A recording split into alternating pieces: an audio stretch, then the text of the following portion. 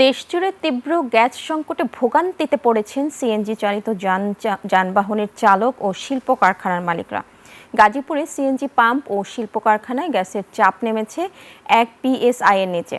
এতে শিল্প উৎপাদন মারাত্মকভাবে কমেছে। অন্যদিকে মানিকগঞ্জের স্বল্প চাপের কারণে অনেক পাম্পে সরবরাহ বন্ধ থাকায় চালু থাকা স্টেশনগুলোতে তৈরি হচ্ছে দীর্ঘ লাইন।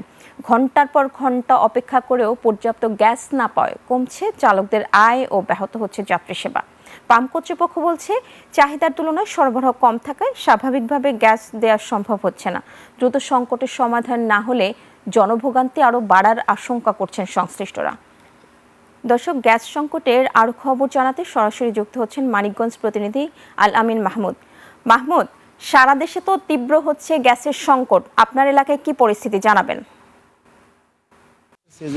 যে পাম্পগুলোতে মধ্যে আপনি ইতিমধ্যে দেখতে পাচ্ছেন যে তীব্র গ্যাস সংকট রয়েছে। সকাল থেকে কিন্তু লম্বা লাইন রয়েছে, একদম ঢাকা রিচা মহাসড়ক থেকে শুরু করে এই পিছন পর্যন্ত কিন্তু লম্বা সারি ছিল। বেলা বাড়ার সাথে সাথে কিছুটা কিন্তু কমেছে, কিন্তু গ্যাসের যে সংকটগুলো রয়েছে সেখানে মানুষ সাধারণ যারা পরিবহন পরিচালনা করছেন, সিএনজি চালিত অটো রিক্সা সহ যত গাড়িগুলো আছে তাদের যে সমস্যা, এই সমস্যার আর শেষ নেই। তারা কিন্তু অনেকেই ভাড়ায় গাড়ি চালিয়ে থাকেন, তাদের কিন্তু দিন শেষে যে জমাটা সেটা দিতে গিয়ে কিন্তু তাদের অনেক বেশি সমস্যার সম্মুখীন হতে হয়। এখানে কিন্তু স্বল্প আয়ের যে মানুষ যারা গাড়ি চালাচ্ছেন তাদের কিন্তু অনেক সমস্যার সম্মুখীন হতে হচ্ছে। তাদের দাবি কিন্তু দ্রুত এই গ্যাস সমস্যার সমাধান তারা কিন্তু চাচ্ছে। অন্যদিকে আমরা যে গ্যাসের যে মালিক, যারা সিএনজি পাম্পের মালিক রয়েছে তাদের সাথে কথা বলেছি। তারা বলেছেন যে মেইন লাইনে গ্যাস কম রয়েছে। তাদের মূল মেইন লাইনে গ্যাস কম থাকার কারণ হলো এলএনজি যে স্টেশন রয়েছে সে টার্মিনালের সমস্যা রয়েছে।